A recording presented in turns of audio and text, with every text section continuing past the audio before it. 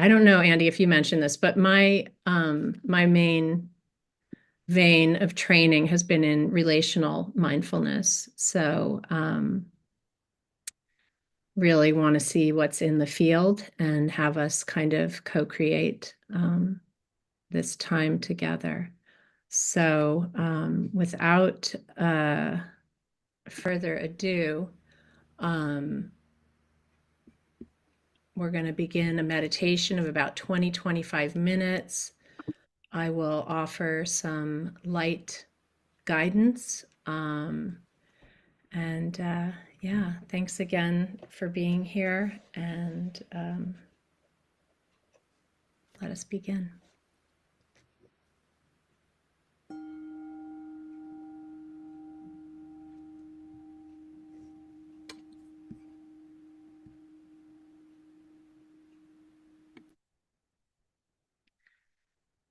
So taking a posture that feels both relaxed and alert, upright, but not uptight.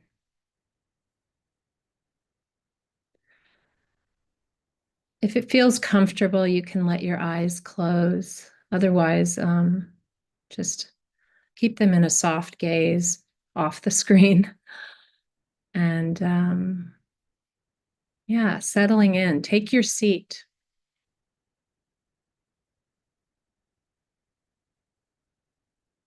Together, let's take 3 of the slowest, deepest breaths that we've taken all day.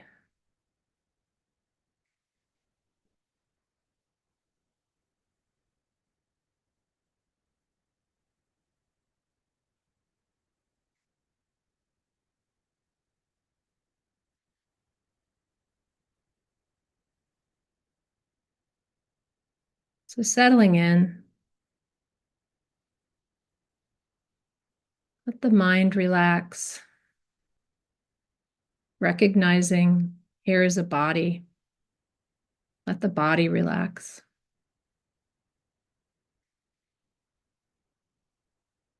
Relax the forehead, the eyes. Sometimes we hold tension there, even when they're closed in meditation, relaxed.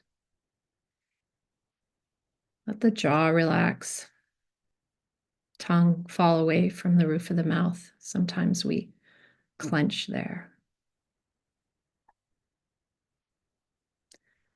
Let the shoulders drop down a little farther from the ears if you can, just gently.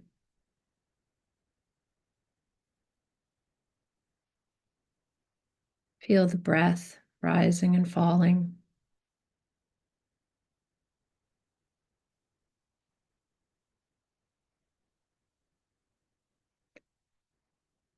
And then feel the surface below you, wherever you're sitting, chair, cushion, floor, couch. And just feel that support. And if your feet are touching the floor, feel that contact between your feet and the earth below.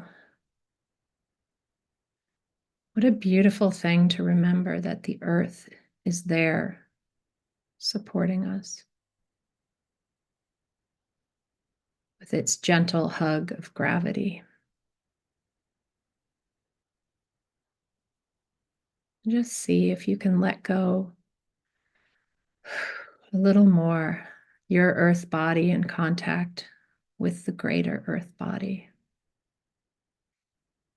holding you, holding us.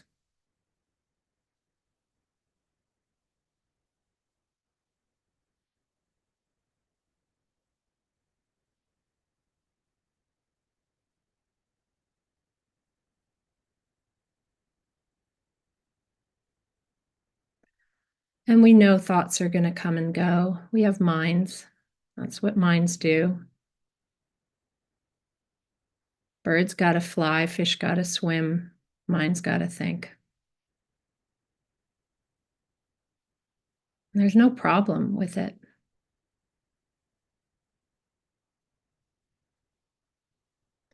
See if you can let it be, not get engaged.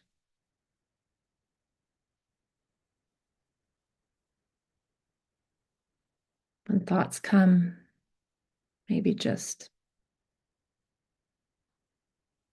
acknowledge, let it go. There's a moment of mindfulness right there. And then see if you can tap back into the feeling of this body sitting on the earth,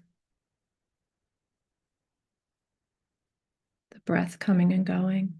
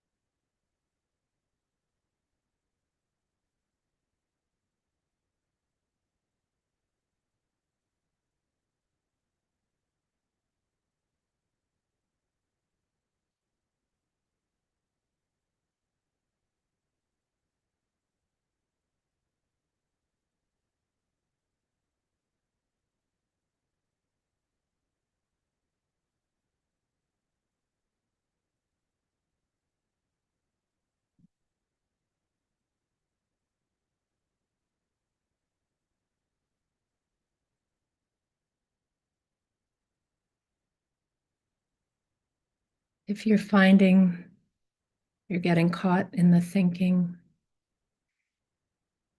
Can you return to this connection to the earth, internal and external, recognizing the elements in our own bodies? Earth element, you can feel it in the teeth, especially in the hard and heavy places, the bones, that weightedness.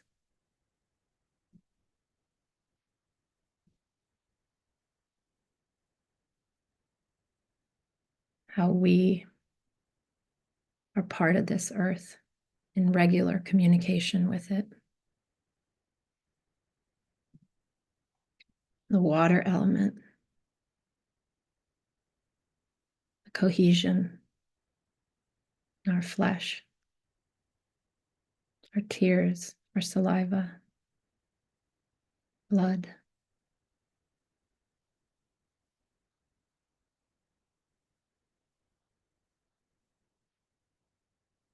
Fire element, warmth, temperature.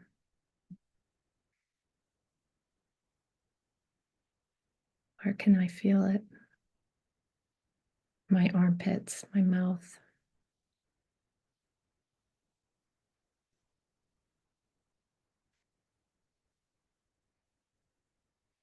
And the air, that transfer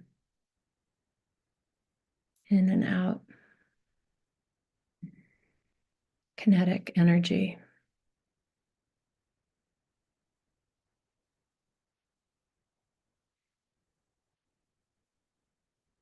These four elements that make up me and make up everything around me.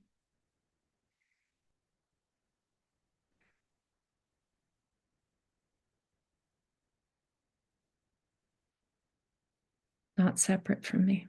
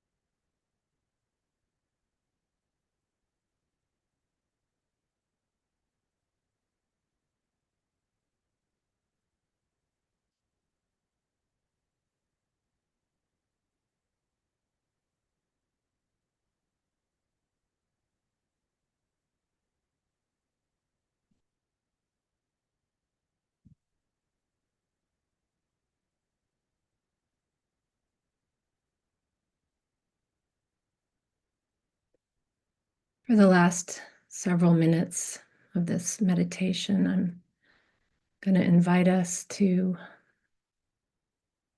offer ourselves a little loving kindness. We could all use a little more tender care, and it's a beautiful thing to offer it to ourselves. So maybe it brings you into more contact with that if you put your hand over your heart center, maybe one on your belly. And maybe this is it, just that touch, a loving touch for yourself, for some place that needs a little extra care. Or maybe there's a phrase that's particularly supportive for you, like, I love you, keep going. Or I am enough. Or I got you. Or maybe it's just radiant metta,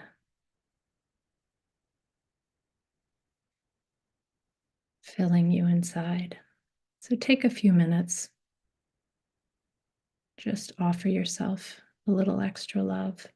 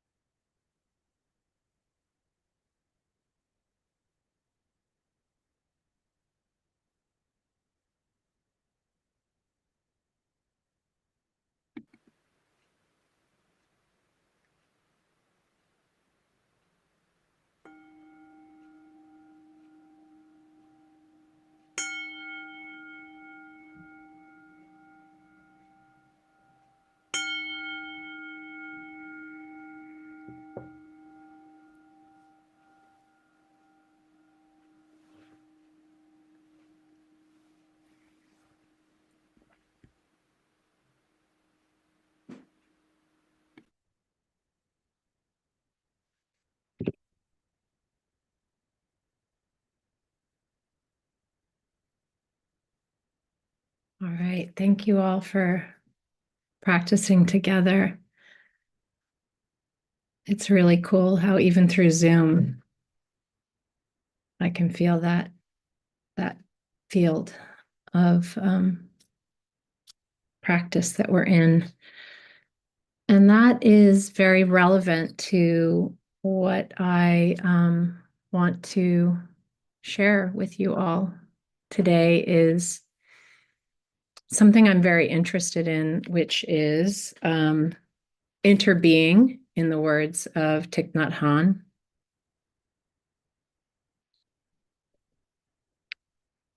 Trying to dissolve the myth of separation that is the cause of so much harm in this world. And I'd say that we're seeing it play out in an extreme fashion in the United States, which is where I am. I'm not sure where, I'm not going to assume But certainly, what's happening here is painfully relevant to the rest of the world. And when we act unskillfully, it has ripple effects. Um, so I know that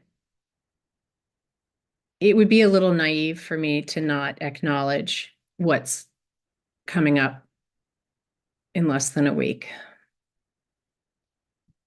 And I don't assume that everyone is carrying the weight of that personally. I know of practitioners who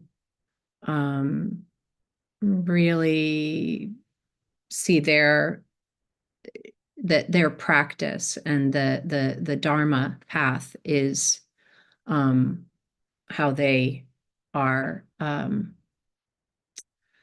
working toward collective liberation, and that is, of course, beautiful. But for many of us, we're in the more mundane realm of having colleagues and family who are really stressed out right now. And so I wanted to acknowledge that and see how we might be resourcing ourselves right now and in the coming weeks. As I said, I feel that so much harm is caused by what I think of as a forgetting of our kinship, whether that kinship is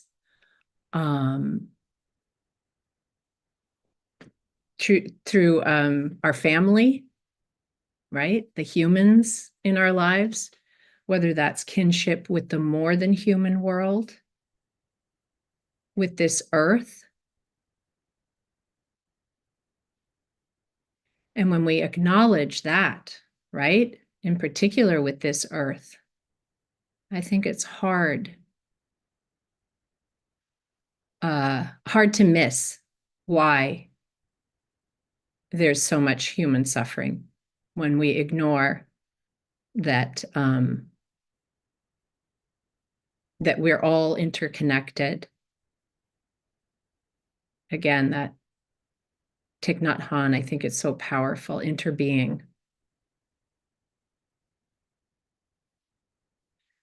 So one of the things that I think can be useful is to see if we can, each of us,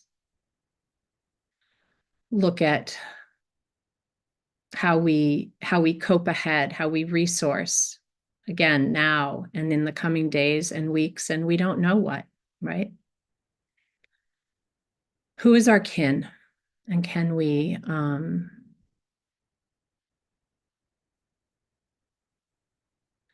connect to that and find strength in that resource? And I think using subtle body awareness is a really useful approach. One of the things that my teacher, Eden Tull, often invites us to do is to note what we're aware of, both internally and externally. And I'll just share that now with you as a practice. So I'll just share aloud. So externally, I'm hearing some neighbors calling to each other on the street. I can feel the light, perceive the light coming in the window next to me. I have two different clocks. They're both ticking in my house. My hands feel a little clammy because I'm a little nervous. My feet touching the hardness of the floor. internally, yeah, I'll name the nervousness, but also a lot of joy and love. I'm feeling love. Thank you. Thank you for being here with me.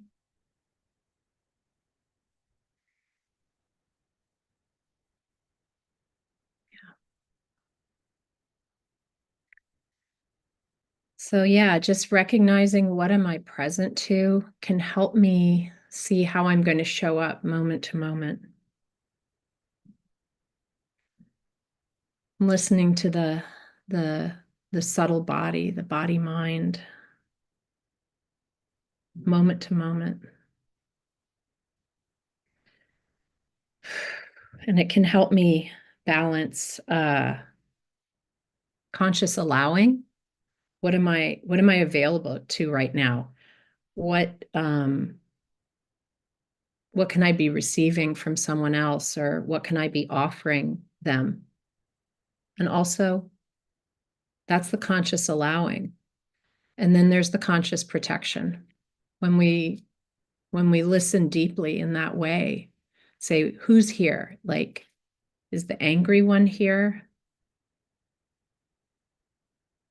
Is the scared one here? Is the compassionate one here? When we see who's here, then we might also see what conscious protection is needed. Am I available for this conversation? Can I go down this road with you? Or is something else needed?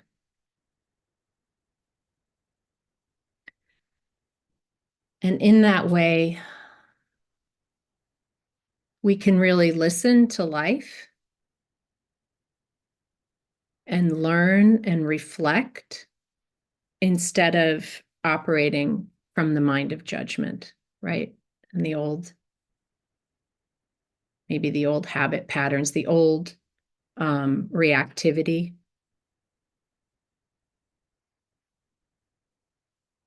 Thinking of Shunryu Suzuki, who says, paraphrasing, in the beginner's mind, there are many possibilities. In the expert's mind, there are few.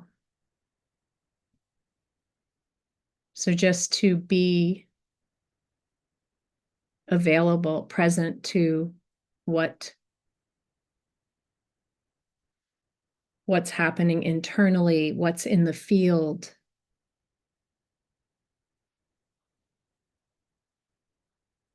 What does this moment ask for? And recognizing, right, that I'm thinking, here's Shunryu Suzuki again, everything changes. He was asked by a practitioner once, kind of, I've heard you talk, I've listened to your teachings for a long time, but can you sum up the Dharma, this whole thing, with one sentence? And Suzuki Roshi said, everything changes. So that's pretty cool to remember. Everything changes. And in the words of Ajahn Sumedho, right now it's like this. So yeah, it's not going to be like this forever, but how can I be present to this moment? What's happening right here? How, with that conscious allowing and conscious protection, do I meet this moment?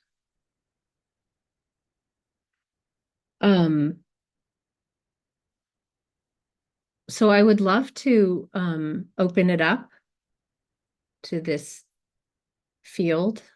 If you care to share anything about, so one of the words or phrases that was coming to mind was cope ahead for me. I saw a therapist many years ago who would help me have a game plan when it seemed things could get hairy, or there was a potential. So we do cope ahead. So just opening up the field, if any of you would like to share maybe what are ways that you're moving through this challenging time? And do you have any strategies that you know are going to resource you for these days ahead, days, weeks, months, life? Yeah, I'll just share for me in terms of that idea of kinship and connection. I'm gonna keep getting outside as much as possible and looking at the vast sky, all that it holds, and feeling that earth connection beneath me, watching the birds, how they move through this world, meeting each moment with exactly what's needed, right? So, yeah, feel free to unmute, and if it helps to use a little uh this is my what I recognize internally and externally, then try it on. Jody. Hi, everyone. So MaryAnn, thank you so much. That was absolutely lovely. And I feel so peaceful. I'm so grateful to take those the deepest, longest breaths I've taken for the day. That was great. Um, and for the reminder about kinship and connection over the next period of time. Um, Yeah, I do a lot of what's it called? Nature baths. So I take my dog to the woods and take a nature bath once or twice a day, which is very helpful.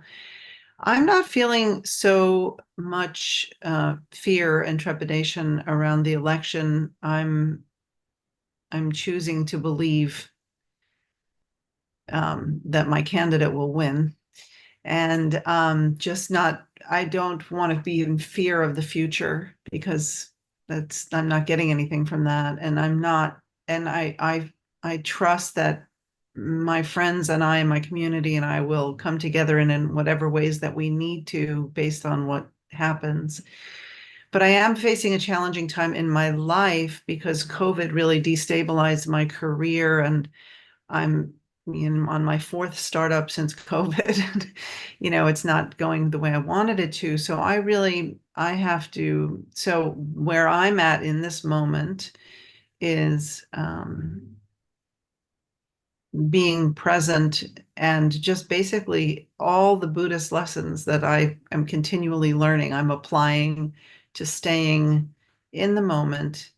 And I heard something the other night that is really helping me in a critical way, so I'll share that. And I don't recall the who said this quote because it was a name I was unfamiliar with and I couldn't write it down given the situation I was in. But the saying was, I vow to choose the present.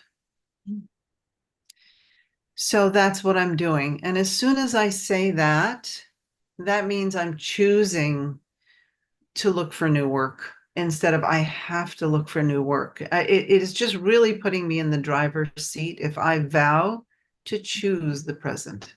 It really shifted things for me in a major way. So that's something I'd like to share with people because that has been helping me so much. Thank you, MaryAnn, for Thank today. you, Jody. Thank you.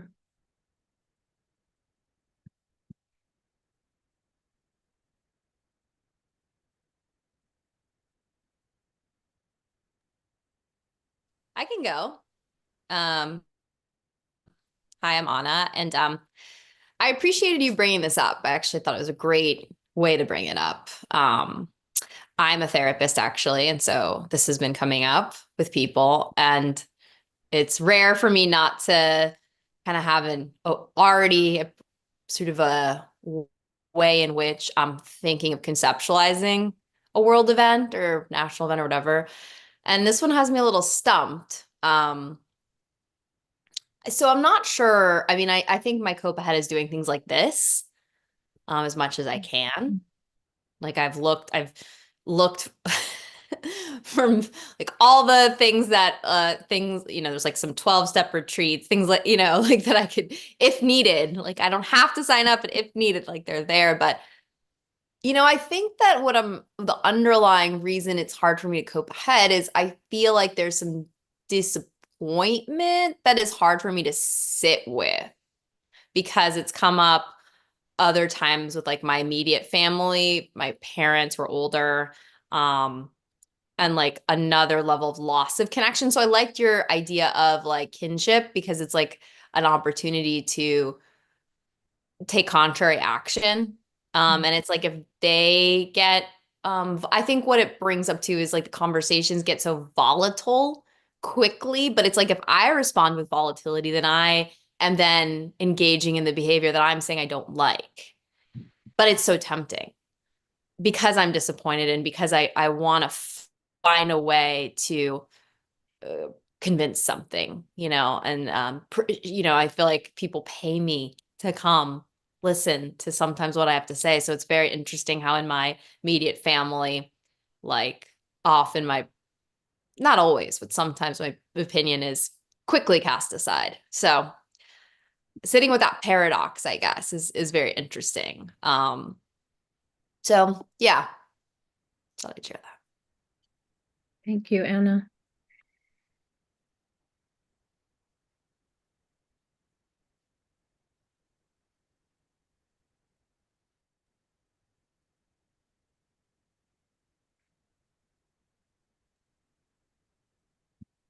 Isra, did I say that right? Yes. Asra. Yeah. Hi, everyone. Happy Wednesday. Yeah, nice to see you. Good to see you since August with Elsie and Kim Allen. Wow, I didn't know it would be you. It's such a pleasant surprise. Okay, I guess three things. And the fact that I'm even here now, I like quote unquote hate Zoom, but it's like if anything could get me on Zoom, it would be this. Or other things in my formula. So I think my formula has been wait, really quickly, I just want to say thank you to Jody. I loved that I vow to be in the present. Vow is really strong language actually, but like the language of vows actually is very resonant for me. So thank you for that. And just thanks to Anna for sharing. Thank you for that. It's I vow to choose the present. I vow to choose the present. Yeah, thank you. Very operative word there. Yeah, it's a choice. It's a choice. Yeah. Anna, you're still unmuted, by the way. But I wanted to thank you for sharing that family stuff because it's so amazing. Anyhow, my formula, thanks for invoking Cope Ahead. It's like activism, so I don't feel powerless. And play like being silly and playful, and community. So just real quick, so like phone banking, like I'm gonna do phone banking, and luckily the phone banking I'll be doing is like werewolf bar mitzvah themed. So it's like it's gonna be a Halloween themed phone banking, and people are gonna be in costumes, and that's uncomfortable, by the way. It's like not because my fear of like antagonism and dealing with people hanging up on me and being pissed off, and they're strangers and I can't even like reassure them because they've already hung up on me.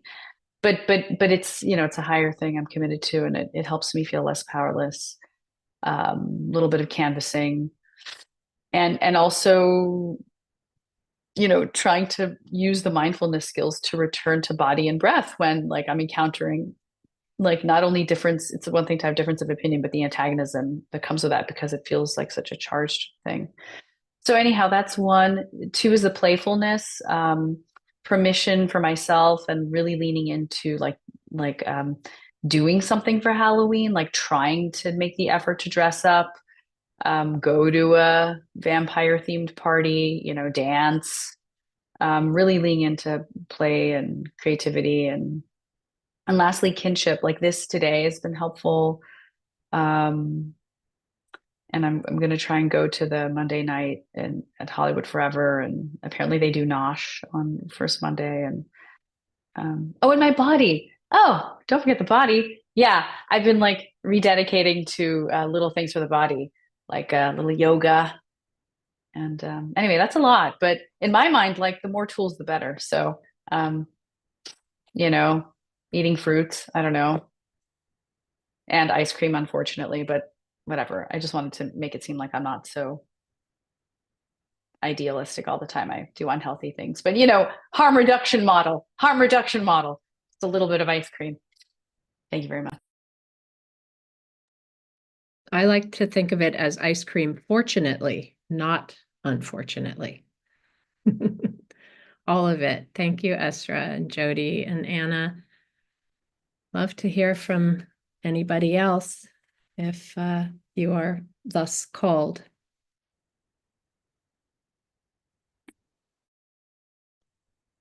Hi, I'll share a little bit. This is Melissa. Um, so for me, first of all, thank you, MaryAnn. Two really quick notes. You said something, bring something forward that calls to you, and you said, I love you, keep going. And I just wanted you to know that I journal often, almost every day, and I end every journal entry with keep going, I love you. So I thought it was so crazy that you said those like exact phrases. And yeah, it was so interesting. And then there's another phrase that I return to regularly. And it's very similar to the one you said, but it's this is how it is right now. And yeah, and I just return to that over and over again. It's the most grounding viewpoint for myself. And this election season was so different for me than like the past two. I was a lot more active in the past two, and this one I've had my own health challenges, and so I literally just didn't have the space to be super engaged. And that shift in energy actually it helped me see the other perspectives a lot more than I did last time. And it sucks that it took like my own health declining to create space for other people, but it it did so in a very interesting way. There was less disappointment and less like um, high expectations for everyone to see the world the same way that I do. And I still have very strong opinions and will vote the way that I have always voted. But I don't know, just the interconnectedness and understanding the humanity of everyone, even people who may be a bit disillusioned or just have had, you know, experiences in their lives that have caused them to think this way or that way. It just opened a piece that was missing for me for a long time. So I'm grateful that now I have that. I don't know how to put that into action yet and really work with that on like an external level yet, but I'm I'm hoping that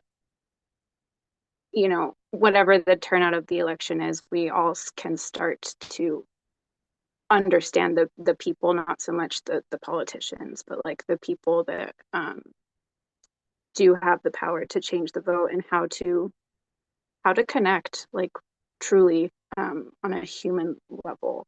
And I know we're always trying. Um, but yeah, I don't know. And I've had less stress about it just because I've had other stresses in my life that took precedence this time.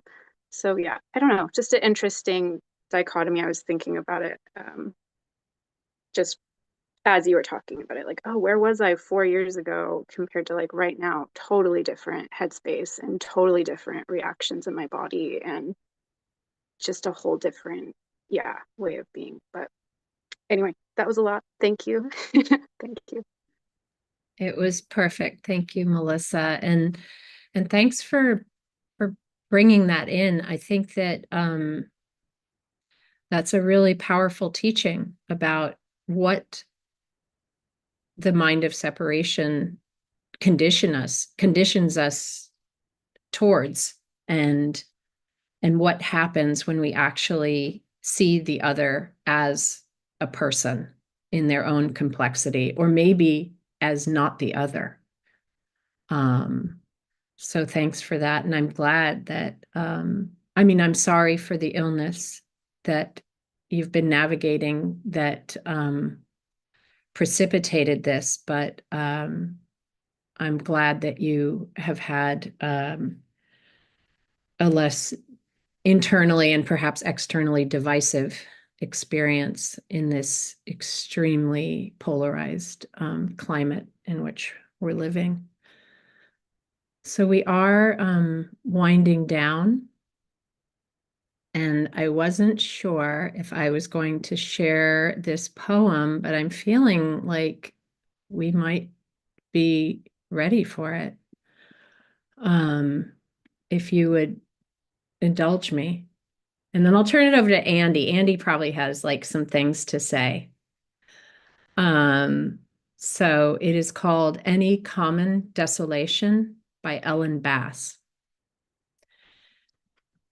Any common desolation can be enough to make you look up at the yellowed leaves of the apple tree, the few that survived the rains and frost, shot with late afternoon sun. They glow a deep orange gold against a blue so sheer, a single bird would rip it like silk. You may have to break your heart, but it isn't nothing to know even one moment alive. The sound of an oar in an oarlock or a ruminant animal tearing grass. The smell of grated ginger, the ruby neon of the liquor store sign, warm socks. You remember your mother, her precision a ceremony, as she gathered the white cotton, slipped it over your toes, drew up the heel, turned the cuff. A breath can uncoil as you walk across your own muddy yard, the Big Dipper pouring night down over you. And everything you dread, all you can't bear, dissolves. And, like a needle slipped into your vein, that sudden rush of the world.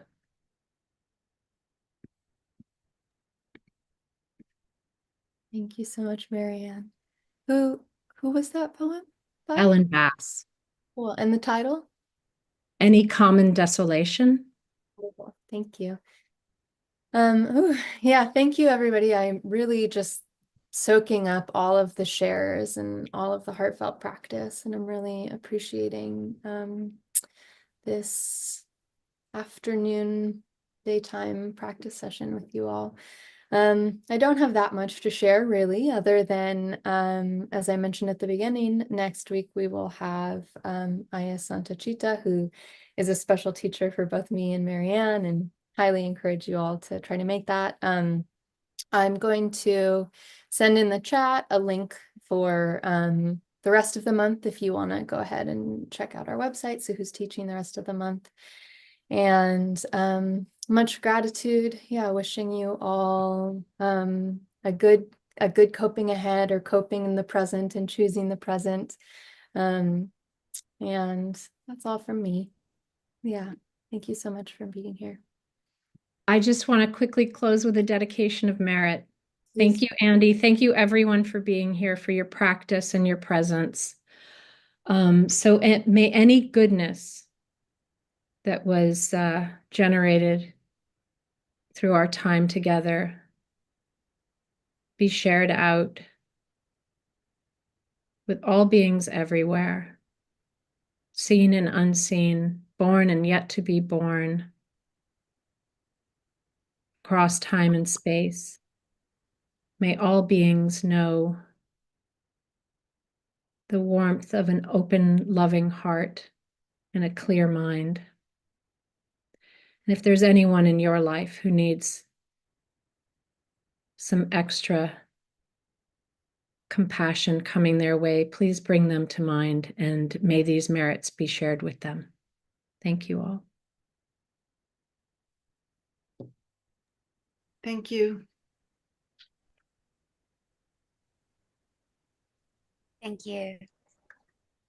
Thank you, MaryAnn.